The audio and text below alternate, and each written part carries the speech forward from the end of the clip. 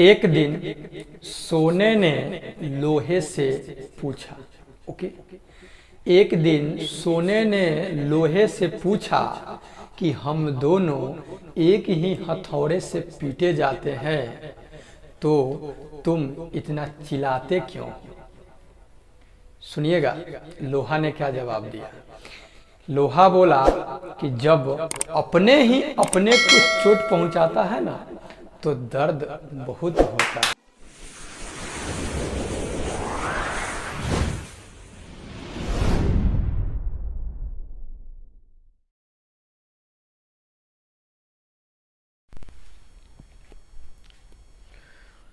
Hello दोस्तों, कैसे हो? आई होप अच्छे होंगे। मैं सत्यरंजन आपको अपने यूट्यूब चैनल पे स्वागत करता हूँ। वेलकम। ठीक है, आज मेरे भाई देख रहे हैं कोऑर्डिनेट ज्यामिति। ठीक है, नियामक ज्यामिति। ठीक है,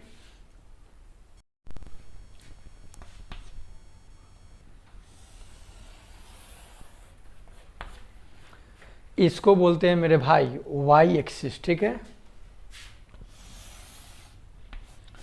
और ये जो लाइन है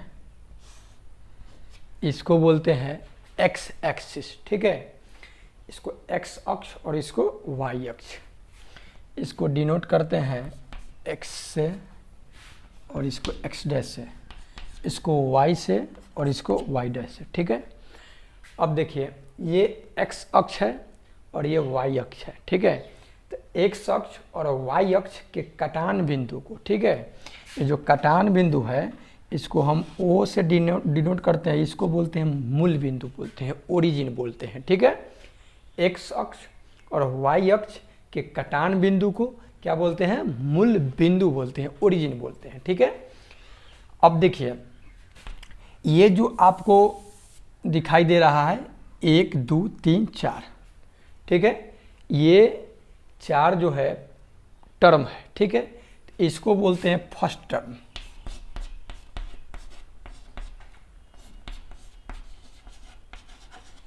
इसको बोलते हैं सेकेंड टर्म।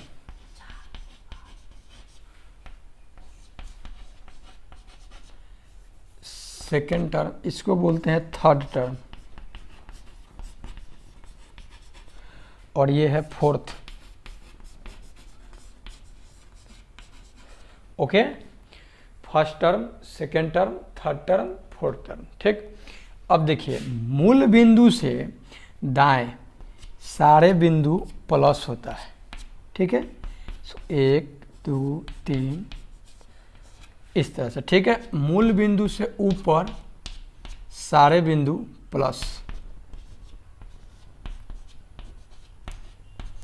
ओके, अब देखिए मूल बिंदु से जब नीचे आते हैं तो सारा बिंदु आपका हो जाएगा माइनस के 1, सॉरी इधर लिख रहे हैं -1, -2, -3, -4, -5 इस तरह से। ठीक है, फिर मूल बिंदु से इधर आते हैं बाएं साइड, तो ये सारा बिंदु आपका हो जाएगा माइनस में, -1, -2, -3, -4, -5, -6। ठीक है, तो इतना सारा बात था।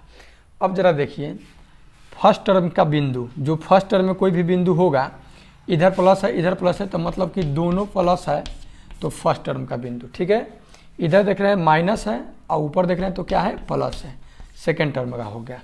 फिर इधर देख रहे हैं माइनस और नीचे देख रहे हैं तो माइनस, इधर है प्लस और नीचे है माइनस। देखिए पहले का बिंदु एक्स अक्ष को सूचित करेगा और दूसरे वाई को, पहले का एक्स को दूसरे वाई को, पहला एक्स को दूसरे वाई को, पहला एक्स को दूसरे वाई को। ठीक है, अब देखिए इससे क्वेश्चन आपको कॉम्पिटिटिव, ऑल कॉम्पिटिटिव एग्जामिनेशन में कोऑर्डिनेट से रहता है। ठीक है, आपसे पूछ देगा कि 2 और -3 किस टर्म का बिंदु है, किस पाद का यह बिंदु है, या किस पाद में यह स्थित है। ओके, तो ये प्लस, पहले का प्लस है दूसरा माइनस है, तो पहला प्लस और दूसरा माइनस, अर्थात फोर्थ टर्म का यह बिंदु है।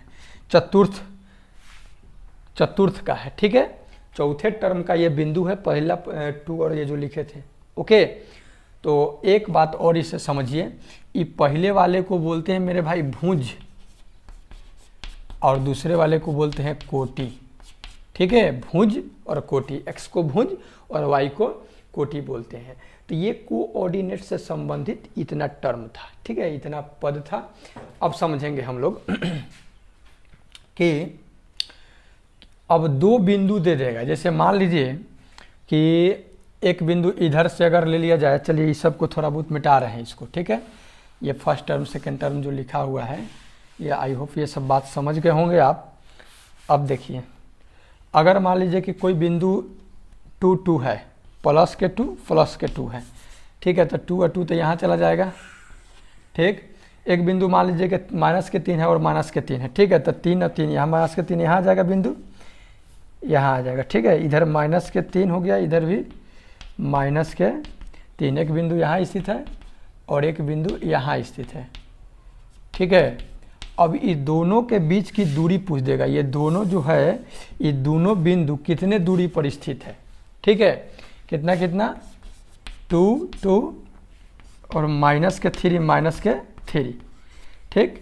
तो ये दोनों यहाँ से यहाँ तक की दूरी कितना है, इसके बीच का डिस्टेंस कितना है, इसको निकालने के लिए मेरे भाई मान लीजिए कि ये बिंदु P है और ये बिंदु ले लीजिए Q है, तो इन दोनों के बीच की दूरी अर्थात PQ बराबर, ठीक है, करते क्या है √, ठीक है, इसको x1 से सूचित कर दीजिए, इसको y1 से मान लीजिए, ठीक है, इसको x2 से इसको y2 से सूचित कर दे रहे हैं।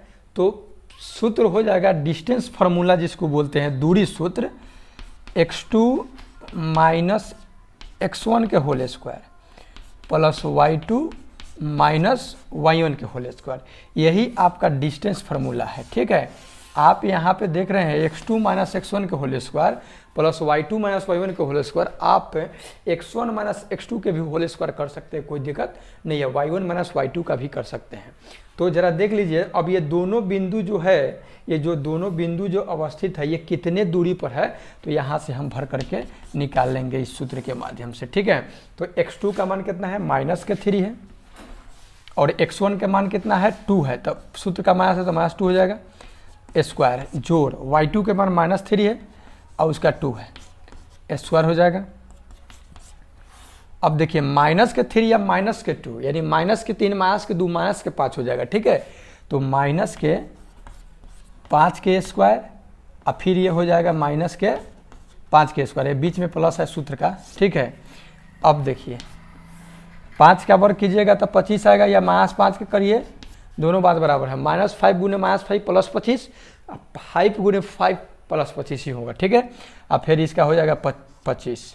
अब देखिए एगो 25 एगो 25, तो कौगो 25 मेरे भाई 2 गो 25 माने 2 गुने 25, या आप 25 25 50 भी कर सकते हैं, फिर 25 दूनी 50 तोड़ना पड़ेगा क्योंकि कुछ खंड निकलेगा, तो 25 का वर्गमूल मेरे भाई 2 निकल जाएगा, इस 2 का नहीं निकलेगा, इतना इकाई, ठीक है, इतना यूनिट इस दोनों P और Q के बीच की दूरी है, ठीक है।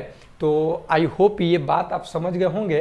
अब तो ये आपको इस एक्सिस पर समझाए हैं, अब आप क्या कर सकते हैं कि आपको दे देगा कि बिंदु, ठीक है। हाँ एक बात और समझिए, अगर मूल बिंदु से बोले, मूल बिंदु, देखिए मूल बिंदु का निर्देशांक 0 0 होता है, ठीक है, 0 0 होता है। अगर मूल बिंदु से आपको बोल दे कि मूल बिंदु से दूरी निकालिए, तब क्या कीजिएगा, ठीक है, मूल बिंदु से दूरी निकालने के लिए तो ओनली वन, मूल बिंदु से जब बात कहेगा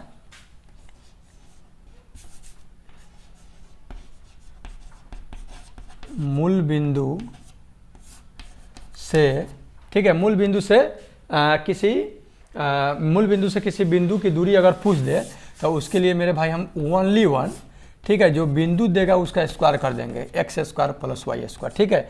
अर्थात अगर कह देगा कि मूल बिंदु से हमको -5 और 2 के बीच की दूरी निकाले, मूल बिंदु से यहाँ से निकालना होगा, कितना -5 और 2, तो -5 यहाँ है और 2 यहाँ है, ठीक है, तो ये यहाँ चला आएगा।